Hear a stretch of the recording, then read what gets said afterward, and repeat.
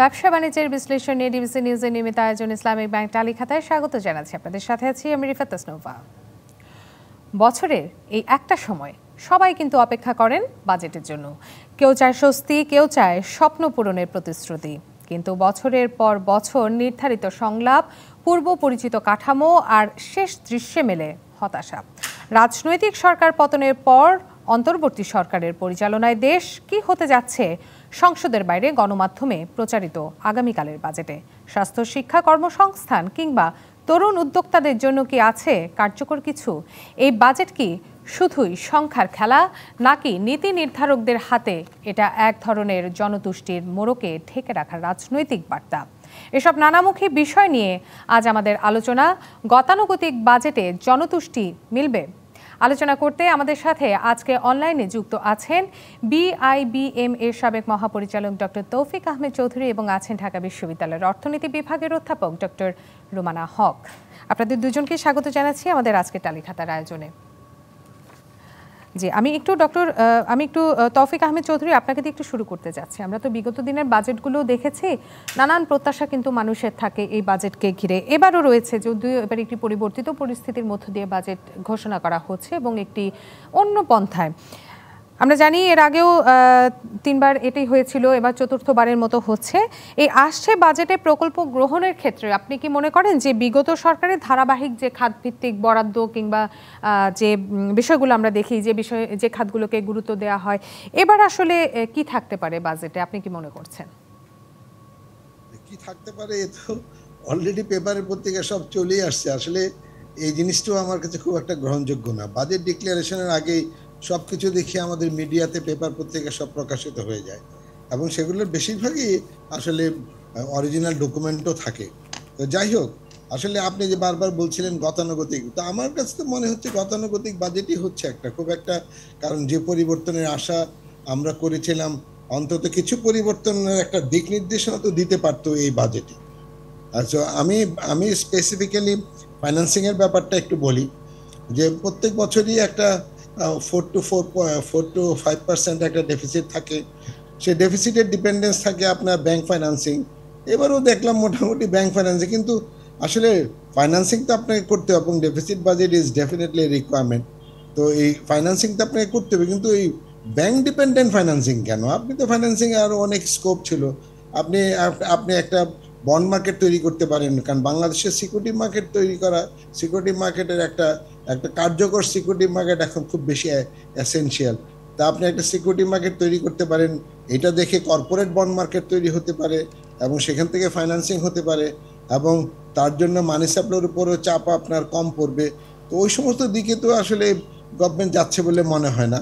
তো আমার একটা ধারণা ছিল যে এই নতুনত্বের মধ্যে এই একটা বড় দিক ছিল, যেটা আসলে সরকার দেখাতে পারতেন পরবর্তী সরকারগুলোকে, যারা নাকি ক্ষমতায় আসবে, যে তোমরা এইভাবে ফাইন্যান্সিং এ যেতে পারো।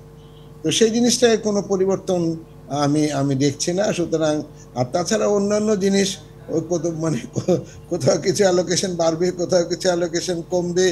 তো আসলে বাজেটের ফিলসফিটা কি, সেটাও তো আসলে এখনো ডিক্লেয়ার করা হয়নি। এমনি খালি অ্যালোকেশন সম্বন্ধে কিছু জানা যাচ্ছে। তো অ্যালোকেশন দেখেও ফিলসফি সম্বন্ধে বোঝা যায়। তো এটা কি প্রো পিপল হবে নাকি প্রো পুয়ার হবে? তো এইগুলো সম্বন্ধে পুরো বাজেটের স্ট্রাকচারটা জানতে পারলে এই পরবর্তীকালে এগুলো সম্বন্ধে একটা সম্যক ধারণা দেওয়া যাবে। জি, জনাব তৌফিক আহমেদ চৌধুরী, আপনি ফাইন্যান্সিং এর বিষয়টা বলছিলেন। ডক্টর রুমানা হক, এ পর্যায়ে একটু আপনার কাছে যেতে চাচ্ছি। আপনি শুনছিলেন ডক্টর রুমানা হক যে তৌফিক আহমেদ চৌধুরী বলছিলেন ফাইন্যান্সিং এর বিষয়টি খুব একটা বেশি পরিবর্তন হয়নি। আপনি এই বিষয়ে কি বলবেন? আপনার কি মনে হচ্ছে, আমরা কি কোনো নতুন চমক দেখতে পাবো এবারে বাজেটের? ধন্যবাদ।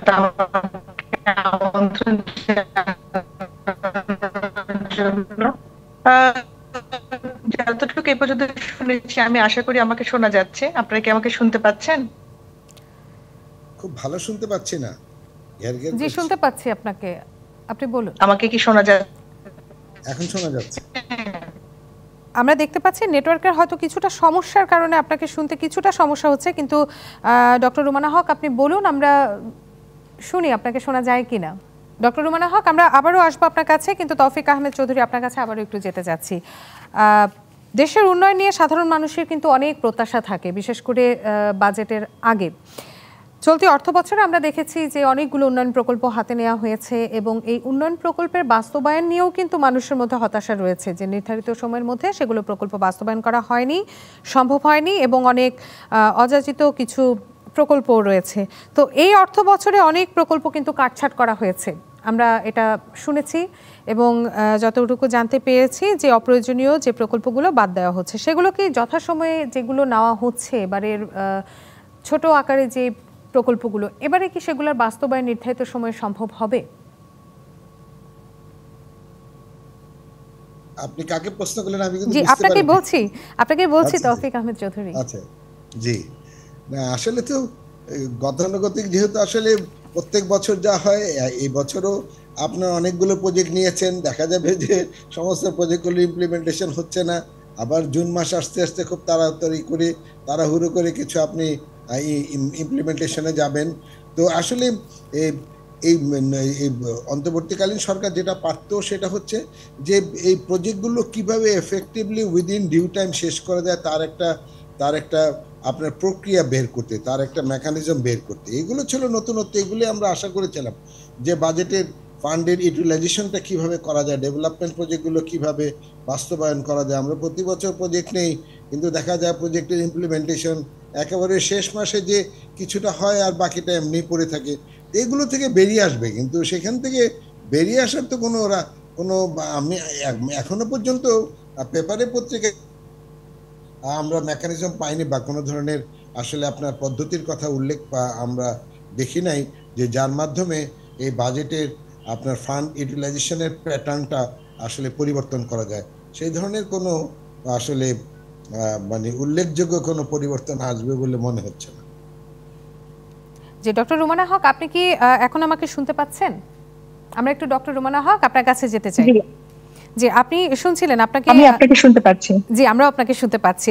ফাইন্যান্সিং এর বিষয়টি নিয়ে আসলে বলছিলেন তৌফিক আহমেদ চৌধুরী, ফাইন্যান্সিং এর বিষয়টি নিয়ে তিনি বলছিলেন যে খুব একটা বেশি পরিবর্তন হয়তো দেখা যাবে না এবং কিভাবে নির্ধারিত সময়ের মধ্যে উন্নয়ন প্রকল্পের কাজগুলো শেষ করা যায় সেই বিষয়টি নিয়েও কিন্তু এই অন্তর্বর্তী সরকার ভাবতে পারতো।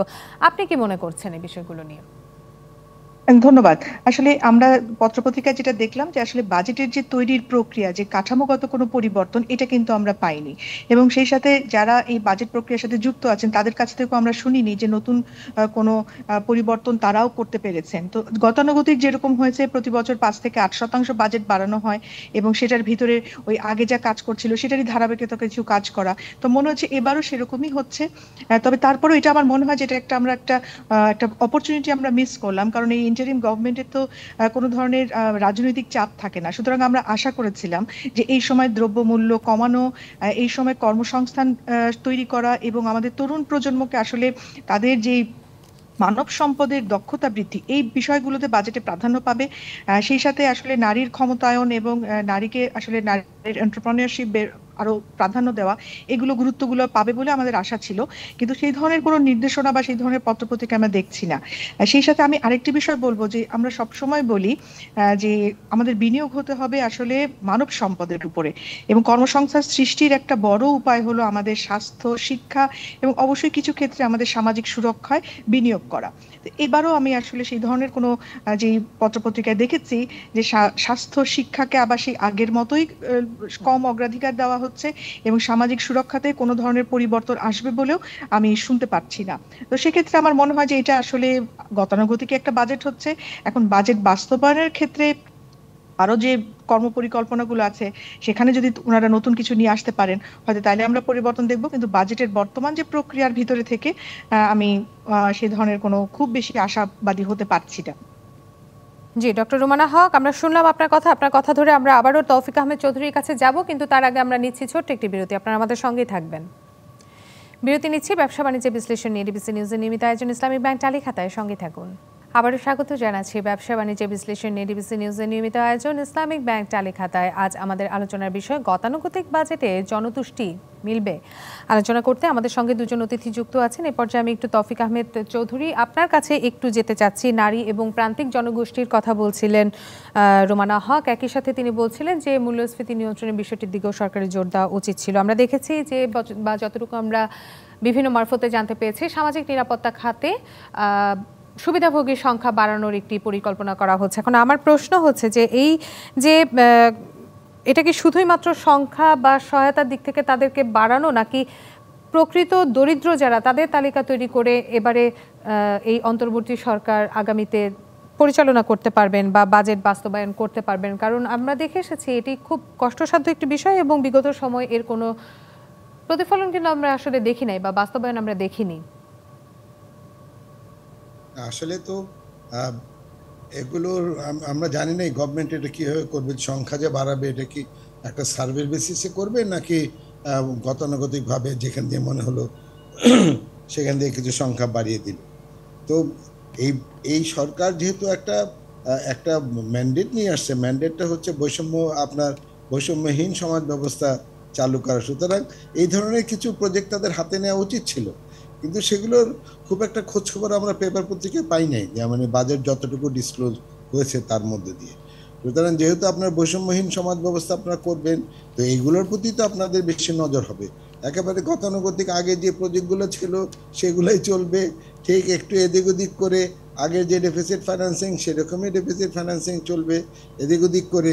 তো সেটা তো আসলে আশা করা যায় না। আমরা সবাই কিছু নতুনত্ব আশা করেছিলাম বাজেটের আপনার কোয়ালিটির উপরে, বাজেটের ফাইন্যান্সিংয়ের উপরে, বাজেটের এমফেসিসের উপরে, আপনি যেটা বললেন এই যে বিভিন্ন টার্গেট গ্রুপের উপরে সাহায্যের ব্যাপারে। তো এই সমস্ত জিনিসপত্রগুলো এখানে দেখা যাচ্ছে না, এখনো পর্যন্ত দেখা যায়নি পেপারে। জানি না কালকে ওগুলো ডিক্লারেশনের সময় সেগুলো দেখাবে কিনা। জি, আমাদের আসলে কালকে দুপুর বা 4টার পর পর্যন্ত অপেক্ষা করতে হবে এবারে বাজেটে আসলেই কি থাকছে আমাদের জন্য সেটা দেখতে। এ পর্যায়ে আমি একটু চলে যেতে চাই ডক্টর রুমানা হক আপনার কাছে। আপনি কি মনে করেন যে এই যে আগামীকাল বাজেট উপস্থাপন করা হবে, এতে কি সাধারণ মানুষের বা জনমানুষের তুষ্টি মিলবে? ধন্যবাদ, আশা করি আমাকে শোনা যাচ্ছে। জি, আপনাকে আমরা শুনতে পাচ্ছি। এখানে একটি বিষয় আছে যে এবার কিন্তু জনগণের আশার পারদ অনেক উপরে, যেহেতু একটা ইন্টারিম গভর্নমেন্ট, জনগণ আশা করছে যে তারা যা একটা রাজনৈতিক দল করতে পারে না এবার ওনারা সেটা করবেন। তো সুতরাং জনগণের আশার পারদটা যে বেশি সেটা আমাদের মাথায় রাখতে হবে। আবার এটাও চিন্তা করার বিষয়, দেখুন একটা নতুন গভর্নমেন্ট, ইন্টারিম গভর্নমেন্ট, তাকেও কিন্তু পুরো বিষয়টা বুঝে এবং এখন তাকে এই বাজেটের ছাড়াও তো আরো তার বিষয়গুলো আছে, যেমন আমরা দেখতে পাচ্ছি বেশ কিছু অস্থিরতা বিভিন্ন সময় হচ্ছে। তো এগুলো বিভিন্ন দিক মিলিয়েই সেগুলোকে তাদেরকে ম্যানেজ করতে হচ্ছে। তো সব মিলে একটা নতুন বাজেট দেওয়াটা, এই তাদের প্রথম বাজেটটা, তো সেটিও একটি তাদের জন্য একটা চ্যালেঞ্জ। তো এই সব কিছু মাথায় রেখে আমি মনে করি যে হ্যাঁ, আশার পারদ হয়তো আমাদেরকে একটু রিয়েলিস্টিক হতে হবে জনগণকে, যে বা আমরাও যারা চিন্তা করছি যে এই সময়ের মধ্যে কতটুকু তাদের পক্ষেও সম্ভব। এবং অনেক কিছু তো আসলে পরিবর্তন করা হঠাৎ করে সম্ভব হয় না, এটার জন্য একটা প্রক্রিয়ার প্রয়োজন হয়। কিন্তু তারপরেও আমরা যেহেতু বেশ কিছুটা সময় গেছে, জনগণ আশা করে, যেটা আমি আগেও বলছিলাম, যে অন্তত কর্মসংস্থানের ক্ষেত্রে আমরা যেন দেখতে পারি যে কোনো প্রক্রিয়া সরকার এবার নিচ্ছে। এবং সেই সাথে এই আমাদের যারা ক্ষুদ্র ব্যবসায়ী জনগোষ্ঠী আছে তাদের জন্য আসলে কি করা হচ্ছে, এবং যারা আসলে এই ছোট ছোট ব্যবসা বাণিজ্য যারা করছে বা এই যে অনলাইন প্ল্যাটফর্মে যারা কাজ করছেন, হ্যাঁ, তাদের উপর আমরা শুনেছি যে কিছু জায়গায় হয়তো কর বাড়ানো হতে পারে। তো এই বিষয়গুলো আসলে দেখা উচিত, যে যাতে এমন ভাবে কর ব্যবস্থাও করা হয় যে যাতে স্বল্প আয়ের মানুষ, তাদের উপর আর বাড়তি করের বোঝা যেন এবার আমরা না চাপাই। এই বিষয়গুলো হয়তো খেয়াল রাখা এবার প্রয়োজন। সেই সাথে আমাদের এই যে রেমিটেন্স প্রবাহ যেন আরো ভালো হয়, এবং সেই জন্য আসলে কি ধরনের প্রণোদনা আমরা দিচ্ছি। এবং আরো একটি বিষয় আমি সবসময় বলি যে আমরা আমাদের যে অস্বাস্থ্যকর খাবারগুলো আছে সেগুলোর উপর আমরা সঠিকভাবে কর আরোপ করছি কিনা, সিন ট্যাক্স গুলো বাড়াচ্ছি কিনা, সেগুলো হয়তো আমরা দেখতে চাই যে গভর্নমেন্টের কাছে। যেহেতু এটি বারবারই বলছি যে একটি অরাজনৈতিক দল, আমরা মনে করি যে তার উপর অনেক চাপ প্রতিহত করা তার পক্ষে সম্ভব হবে, যেগুলো আগের গভর্নমেন্ট করতে পারে নাই, যে ধরনের কর তারা বসাতে পারে নাই অনেক ক্ষেত্রে, এবার হয়তো সেগুলো আমরা দেখতে পারবো। আর যেখানে আসলে জনগণকে আসলে সুবিধা দেওয়া প্রয়োজন, আশা করছি সেই জায়গাগুলোতে কর বাড়ানোর ক্ষেত্রে তারা চিন্তা করবে। জি, তৌফিক আহমেদ চৌধুরী, আমরা শুনছিলাম ডক্টর রুমানা কথা। আপনি কি বলছেন যে এই আপনার তার কাছে যে প্রশ্নটা আমি করেছিলাম, একই প্রশ্ন আপনার কাছে একটু করতে চাই, এই যে বাজেট, এই বাজেটে কি আসলে জনতুষ্টি মিলবে কিনা? জনতুষ্টির ব্যাপারটা তো আসলে আপনি কিভাবে যে রিফ্লেক্ট করবেন। আসলে এখানে একটা বিষয় যদি বলি যে উচ্চ মূল্যস্ফীতি বা দ্রব্যের দাম বৃদ্ধির বিষয়টি কিন্তু সবচেয়ে বেশি আসে, কারণ এই মুহূর্তে কিন্তু মানুষের সবচেয়ে বেশি হতাশা সেই জায়গায়। জি জি জি। তো এটা একটা বড় দিক যে জনতুষ্টির জন্য আসলে মূল্যস্ফীতি বা মূল্যস্ফীতিটা কন্ট্রোলে রাখা যাবে কিনা। আমরা তো প্রতি বছরই দেখি যে গভর্নমেন্ট বাজেট ডিক্লেয়ার করার সময় একটা মূল্যস্ফীতির টার্গেটও দেয়, যদিও মূল্যস্ফীতির টার্গেট গভর্নমেন্টের দেওয়ার কথা না, এটা আসলে মনিটারি পলিসির ব্যাপার, এটা সেন্ট্রাল ব্যাংকের দেওয়ার কথা। এখানেই আসলে আমাদের বাজেট যে superior over the monetary policy সেটা একটা রিফ্লেকশন। যাই হোক, তবে আমাদের দেশে মূল্যস্ফীতির ব্যাপারটা একদিকে যেরকম মনিটারি কন্ট্রোল, অন্যদিকে আপনার সাপ্লাই সাইড কন্ট্রোলেরও ব্যাপার স্যাপার আছে। সুতরাং সাপ্লাই সাইড কন্ট্রোলটা ডেফিনেটলি ফিসকাল পলিসিতে বা গভর্নমেন্ট এটা দেখতে পারে, আর মনিটারি কন্ট্রোলের ব্যাপারটা সেন্ট্রাল ব্যাংক দেখতে পারে, এবং দুইটার ভিতরে একটা কম্বিনেশনের জন্যই একটা কম্বিনেশনের ফলে আলটিমেটলি মূল্যস্ফীতির ব্যাপারটা আসলে আপনার একটা স্বাভাবিক একটা ধারায় ফিরে আসতে পারে। সুতরাং জনতুষ্টির এইটা একটা বড় দিক। আরেকটা জনতুষ্টি যেটা সবসময় আমরা দেখে আসছি যে প্রত্যেকটা গভর্নমেন্টই আসলে আপনার মানে মানে প্রতি বছরই লার্জার আপনার বাজেট আপনার বা এক্সপেন্ডিচার বাজেট আপনার প্রেজেন্ট করে। এর ফলে মানে এমনি চোখে দেখতে সাধারণ মানুষের জন্য খুব ভালো যে অত টাকা গভর্নমেন্টে স্পেন্ড করতেছে, এখন অত টাকার মধ্যে কতটা স্পেন্ড হচ্ছে, কতটা সময়ের মধ্যে স্পেন্ড হচ্ছে, কতটা আসলে ডেভিয়েট হয়ে যাচ্ছে, ডাইভার্সন হচ্ছে, সেগুলো তো আসলে সাধারণ মানুষের চোখে পড়ে না। বাজেট ডিক্লেয়ার করার সময় গতবারের চেয়ে এই বছর আপনি বেশি এক্সপেন্ডিচার করছেন কিনা সেগুলোই নজর পড়ে। জি, এবং আমরা প্রত্যাশা করছি যে আগামীকালে বাজেটের দিকে আমরা তাকিয়ে রয়েছি, গণমানুষের সেই যে প্রত্যাশা সেটি পূরণ হবে। আপনাদের দুজনকেই এতক্ষণ সঙ্গে থাকার জন্য অসংখ্য ধন্যবাদ।